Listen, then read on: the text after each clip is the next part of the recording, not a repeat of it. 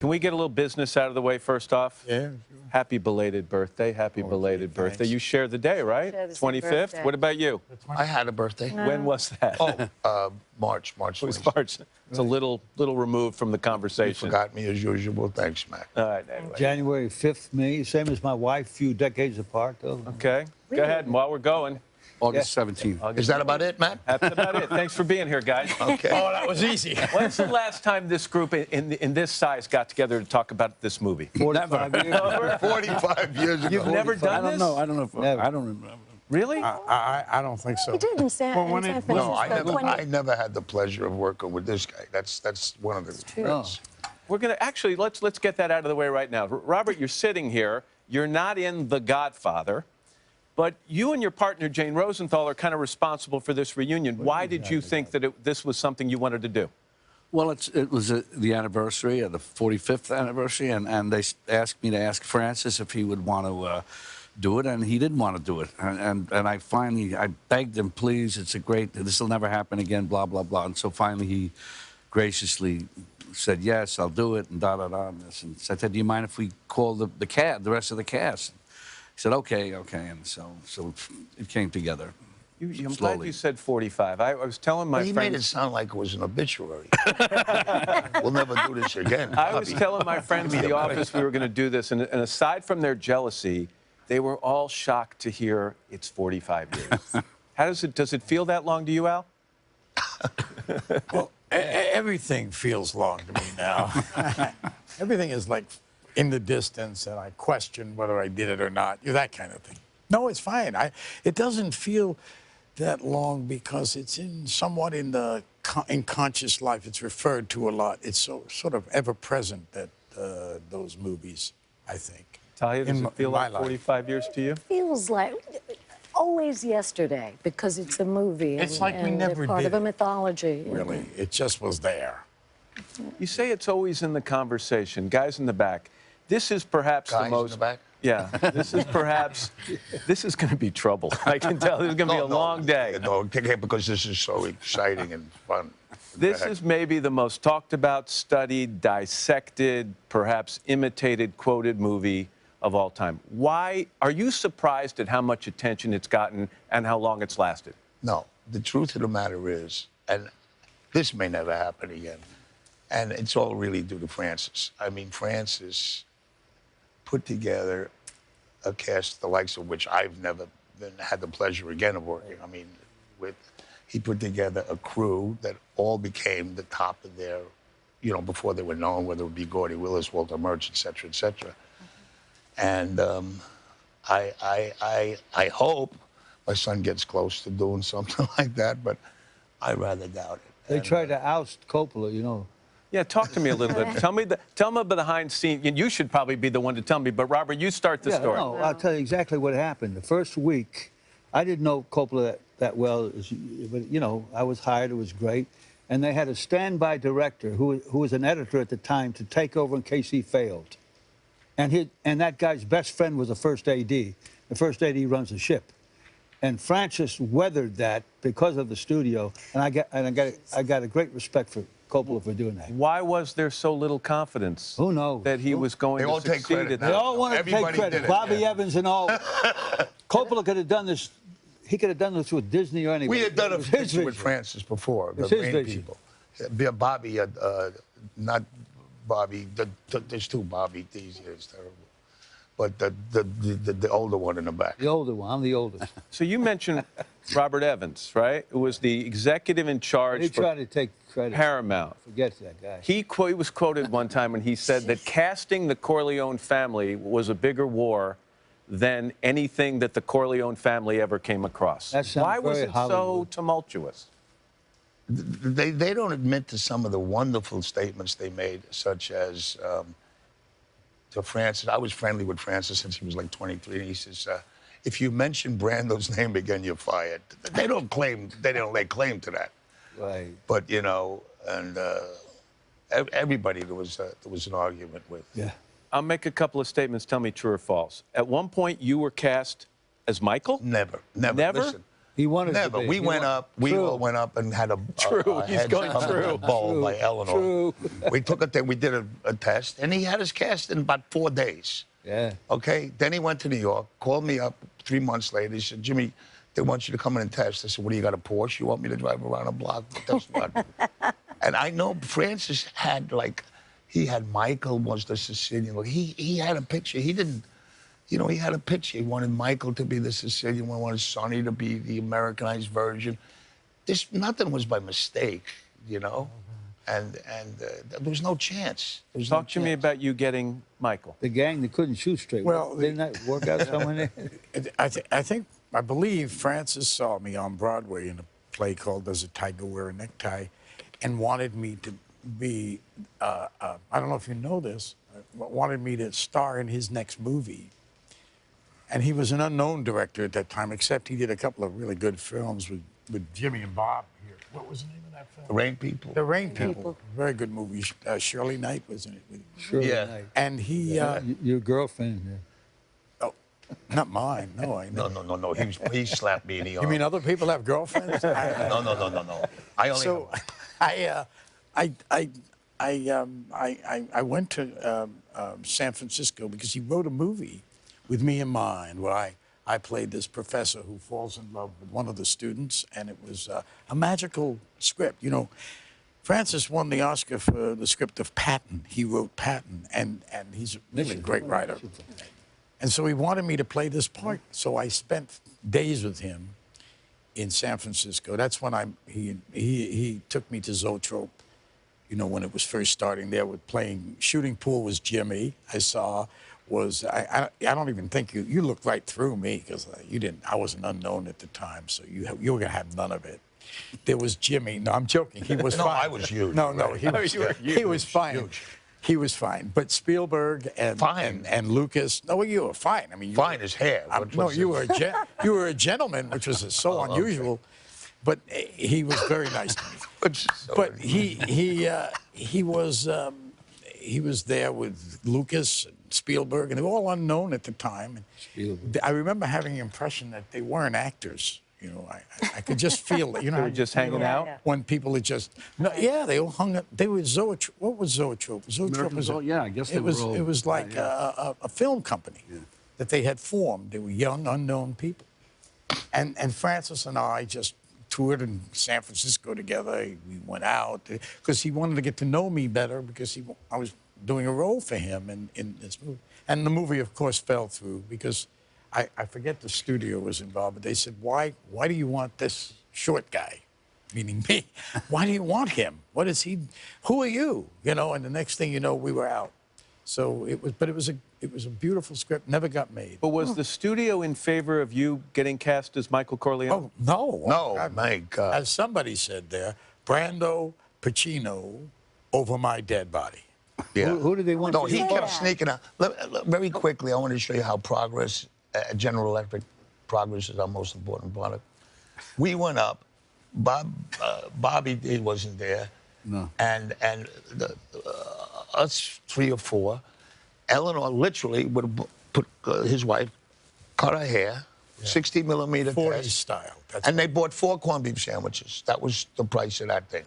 Now, I get called 3 months later to come in. I went to what are you talking about? What are you talking about? Bob tested for Michael. Yeah, but everybody. Marty The Sheen. whole city I remember that I day. walked But in. they really wanted Redford to Every play single Michael. actor that ever lived was sitting on in 57th Street. What was that studio?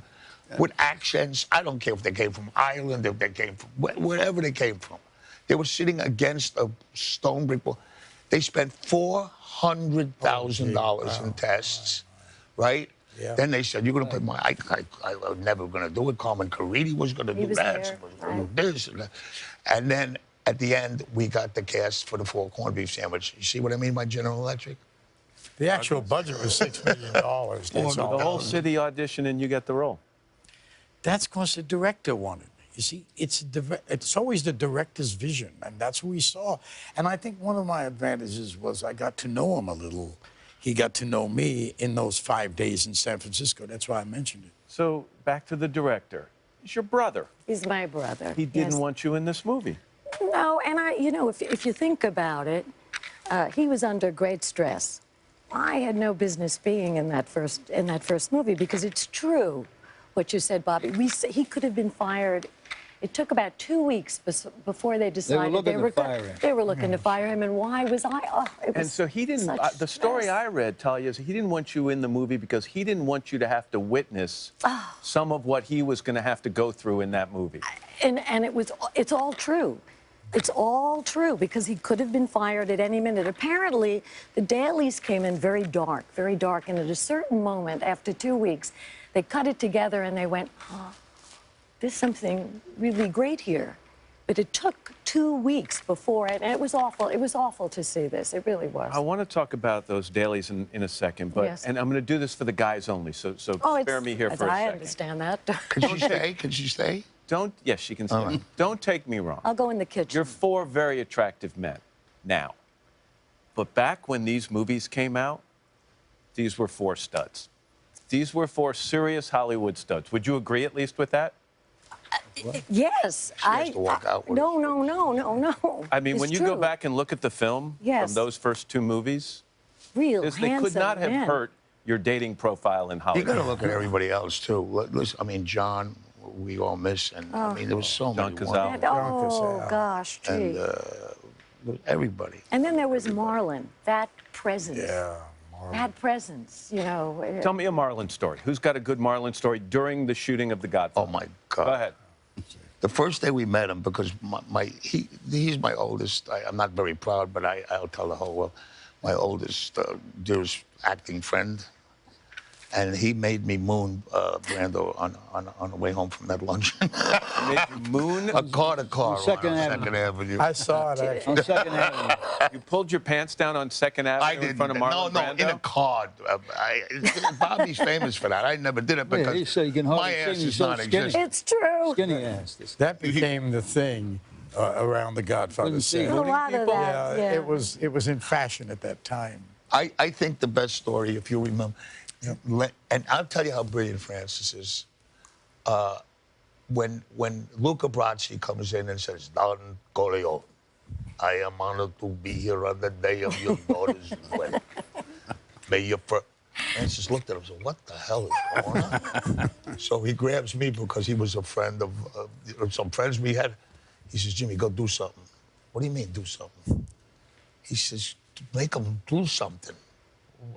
Francis, what do you want me? Do something, he said to me. So I go to Lenny, who had a tongue the size of a shoebox, okay? And I said, "Lenny, listen, it's a close-up. When they open the door, put a piece of tape on your tongue and say F you, write the F you on the thing. Please, Jimmy," like a kid, "please, Jimmy, don't make me do this." I said, "No, you got to do it. Please." But finally, I convinced him to do it. He opens the door. Everybody laughs, and he goes, "Don Corleone," right? Everybody laughed. So Francis says, "Great, let's go again." Okay, now we're ready to go. We go again. He says, "Don Corleone," and Brando had "fu" too on his tongue when he said Luca, But we went back and nothing changed, nothing. So cleverly, 3 weeks later, he shot the wedding scene, and he put Luca in the corner, Practicing. studying Yeah. a speech to make it all work. I mean, it was a brilliant piece of. See, and then they shot that, and it was like, yes, please, and he was That's the rehearsing. benefit of Brilliant. shooting things before that don't necessarily follow, so that you have time to come up with Yeah, that yeah. stuff. It's traditional, really. The wedding scene sticks in my mind here. Even though you were very familiar with Hollywood, young actress, just describe what it's like to be shooting a scene dancing at what was your wedding with Marlon Brando. I was overwhelmed. I mean, I couldn't believe when he came towards, and he's a very handsome man. He wore a lot of makeup to age him, and he would take it off at night, and he was just, quite stunning. But He's anyway, only 39 years old. he was. How old was he? He was 39? That's No, all. he was 47. He says 47. Well, No, he's 39. Bobby loses track. but he was. We're going to look it up. Okay. How old was he? But whatever he was, he was incredibly handsome. And then he put all, the stuff in there. But anyway, I can't follow. I'm sort of dyslexic, and I'm dancing with him, and I'm tripping all over. But he was so kind to me. He was such a kind man. Dancing with Marlon Brando. I know. Yes. Story goes out a couple of weeks in, actually after the wedding scene was shot. You and Diane Keaton go out, you have a couple of drinks, and you both say, this movie's going to suck. This is going to flop. But he had so much company. They No? put $500 million in No, the not picture. me. You didn't think so. You thought it was going to be a hit? Absolutely. Well, Why didn't you think it was going to be a in hit? general, usually a very good script, which it was, and Francis and Mario Puzo put it together. I mean, so that's good. It was a great script, actually. But the whole environment of shooting and filming something, at the time, we were so young and inexperienced. We didn't know what filmmaking was, really. We were stage actors, primarily. And everything was all over the place, all the takes and the different, the scene, all due respect, is a scene of exposition, right, guys? I'm just looking for approval at all times. Okay, so it was a scene of exposition, and it isn't. There's no fireworks in it. As a matter of fact, they were going to let me go. It was real, and you know that. God. You know that. It was all. I think everybody here knows it. I was out. By all, you know, and even Francis called me to dinner at the Ginger Man. Remember the Ginger Man? Sure, here in town. Yeah. He called me to dinner, and I knew something was up because he was sitting there with his family. And he didn't invite me to sit down. So he just stood there by the table in a restaurant as he told me, I have all this faith in you, but, you know, you got to... I really was gone. And he was eating a steak, and while he was talking to me, and I thought, what did I do? And he says, look, we're going to show rushes and go on in there and take a look at what you've been doing. I said, all right. I said, okay. And I went in and I saw the next day the footage. And I thought, well, it doesn't look very good to me, but it's sort of what I had planned. No, but he sort of planned thought- that whole thing. That's what I did. I had this thing in my mind that early on I'm like somewhat of a nomad, and later on I become this sort of. I thought there was I thought there was what was it? Kind of. When you see Michael at the end, he's someone you sort of don't know. You know that it has a certain thing. That's what I was thinking of at the time. And I didn't express it. I didn't know how to express it to Francis. I just didn't know how to talk about it like that. Now I think I might have been a little more articulate.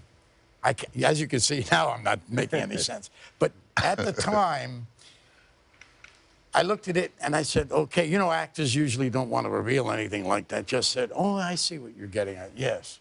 I thought, oh, I'll get lucky or something.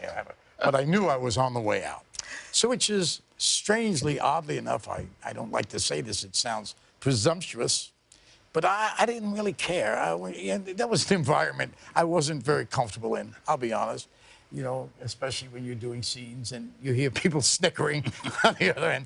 You say, well, this isn't going well. You know, when is the ball going to fall?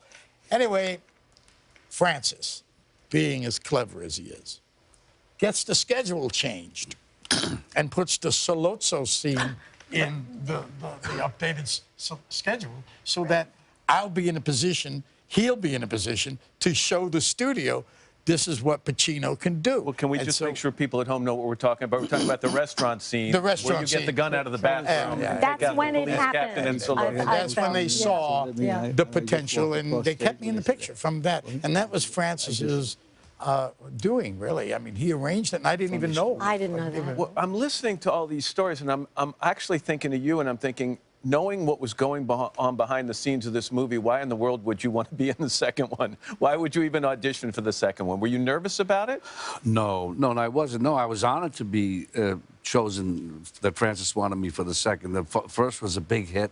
The second was going to be, you know, the idea of playing Brando when he was younger was great. I mean, I No trepidations about that? Kind of taking on a different version of that same Vito Corleone role? No, not at all. Not at all. It was really perfect, though. I mean, I don't think you spent a second I think thinking, it was perfect. oh, it's Yes. De Niro, and It it's was- not. I mean, it was great. As a matter of fact, what he did was so, you know, he did little gestures as the young Vito that you see, if you see it chronologically.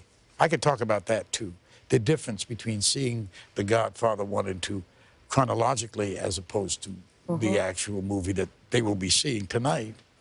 And that is that there's gestures that Bob makes that are that you see in Godfather 1, you know, the thing they're very subtle. So it was interesting, again, for him to have that model and that he came up with these ideas. But there's two different movies. In the chronological movie is different than part two, because part two engages you in the way that it goes back and forth between the young Vito and Michael, and it sort of blends and sort of interfaces with both lives. And that is a different concept by Francis. And the chronological, and it worked. It was, Yeah, it So worked. you're that seeing a also different worked movie. great. But there's something, had I known this, I was friendly enough to Francis to say, you're not shooting me under the conditions if you're doing two. I didn't know that. I would have never let him shoot me. I would have had a big argument. I could have made money too, number two. But you are in number two. We had like a half.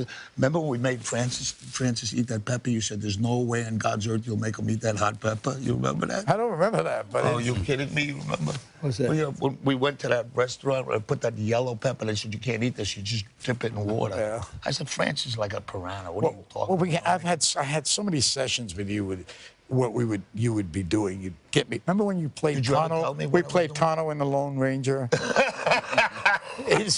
Which is go to town to get me some supply. He calls me, he comes, says, Tano, come here. And I'm Tano, and I don't speak anything. So, That was Don Rickles. That was.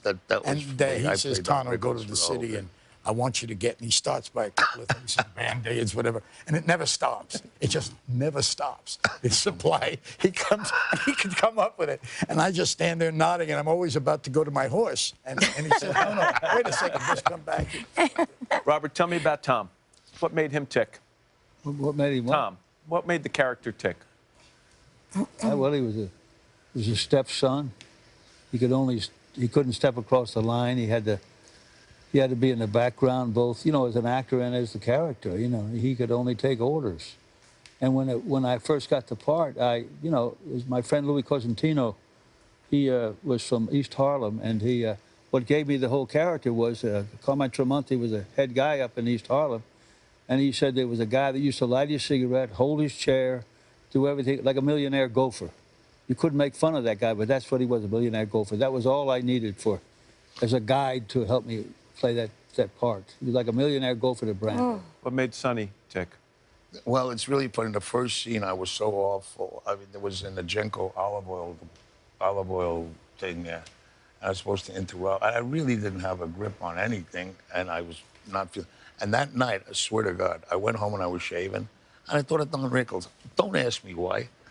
And I swear to God, and I came in the next day, I busted Al Ruddy's chop. I busted everybody's chops, and I could have done Hamlet like that.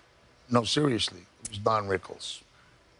Connie, what made Connie Oh, tick? sure. Oh, well, Connie, she was the female in this extraordinary family, and I thought she was incredibly loved and not respected. And that's a terrible combination to become a victim, which I thought she became. And later on, and she has no spot, oddly enough. Francis said something to me.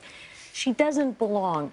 The queen is dead, long live the queen, until the mother dies. And then she has some role there. But she was a victimized woman, and that's a dangerous woman. Talk about the transformation of Michael from clean-cut war hero to ruthless member of the family. And by the way, I read one time that you didn't consider him a gangster. Is that true? Well, I don't think that Michael ever considered himself a gangster in the more traditional sense. I think he was sort of part of the circumstances that took place. Things happened, you know. How do you say what's the word used? Confluence of events? Confluence of events. And that the near death of his father, the being handed the mantle, all these things perpetuated Michael, I think. And after that, the father knew that he was able to deal with it. He didn't go to Fredo. He didn't go to Tom, quite capable Tom, but he went to the son. But the father wanted you to get out and go Of course. legitimate Well, at that some was the whole point, and thing. then Not this What, didn't that's not happen. the plan your dad had for But you. it It's not the plan my didn't- dad had for me. That's Yeah, that that's scene the written by what was his name? Town? Robert Town. Robert Town? Beautiful. He wrote that scene. I remember in the dressing room going to Marlon after he had read the scene and he looked at me and said, "It's pretty good, huh?" I said, "Yeah, seems good. Yeah." He says, "Yeah, it's pretty good."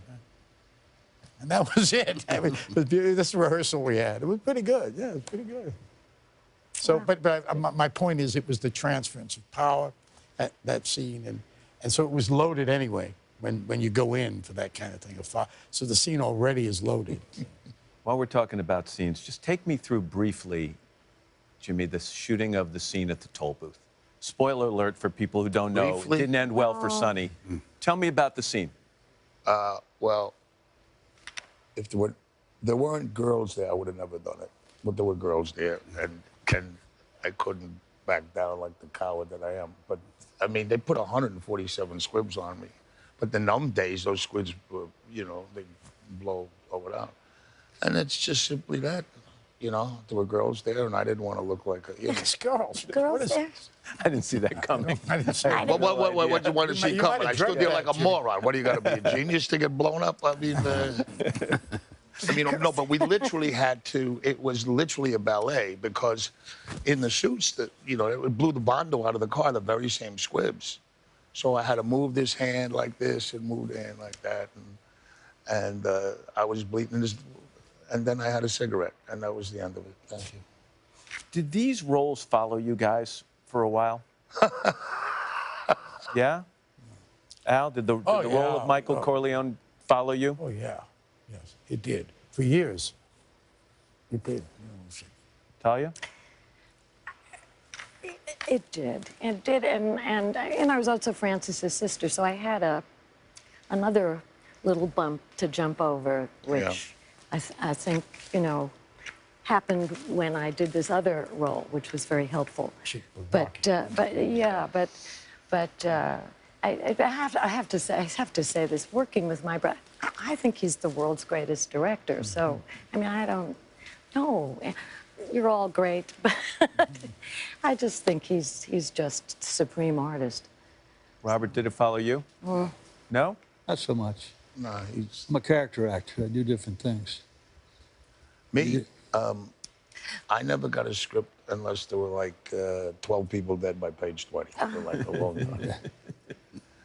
And then they go, "You can sing and dance." Yeah. Well, nobody ever asked me, it's like, So, yeah, it did follow me. What about you, Robert?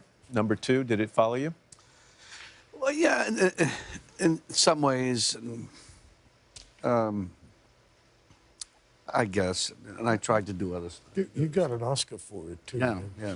So that's a big thing. Was the sequel better than the original?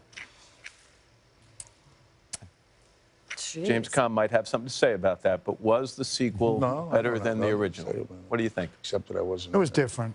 It really was a different, because I think Francis was trying to express something there that he was really talking and thinking of Michael as the. Both That's of them why. were better than the third one. You weren't. We don't mention that. Oh, that was.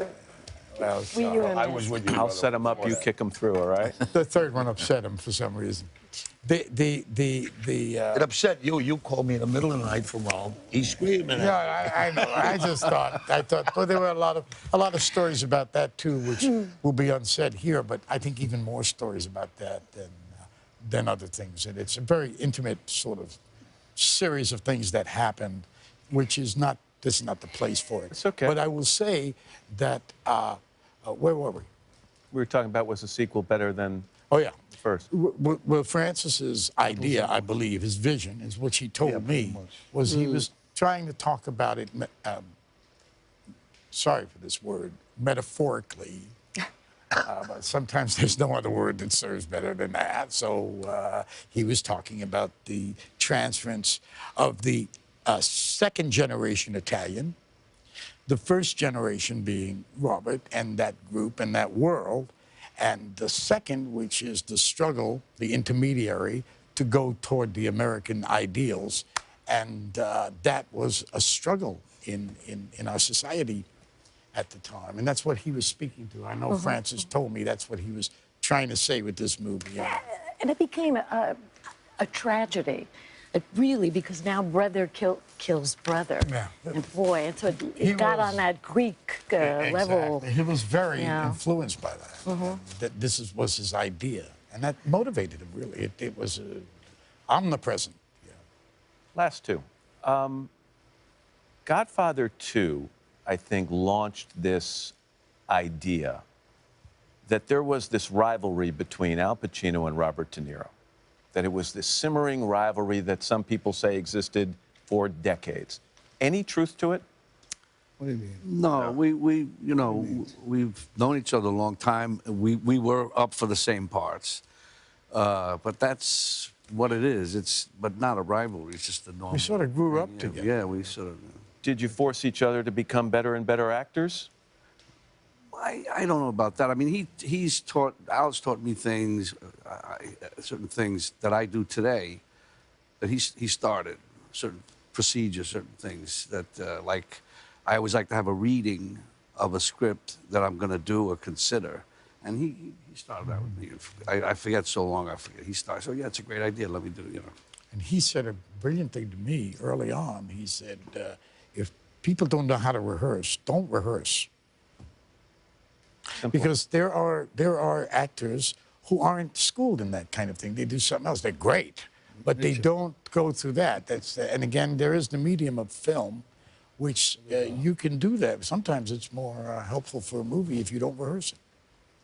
What's your favorite line? Once I told him one night, I think I remember, was you were going to do, what was the thing with De Palma? Scarface. Scarface. Yeah. I said, if you don't do it, I'm going to do it.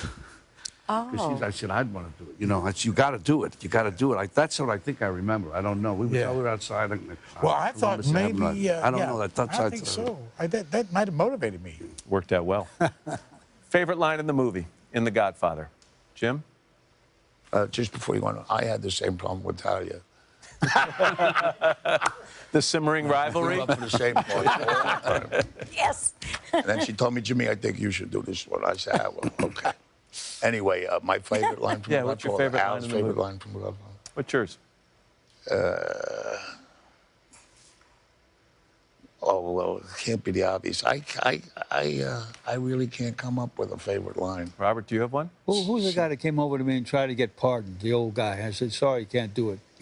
Oh, Sorry, Tessio. Abe Vigoda. Yeah, Tessio. Well, sorry, Tessie, I can't do it. I dismissed it. Talia?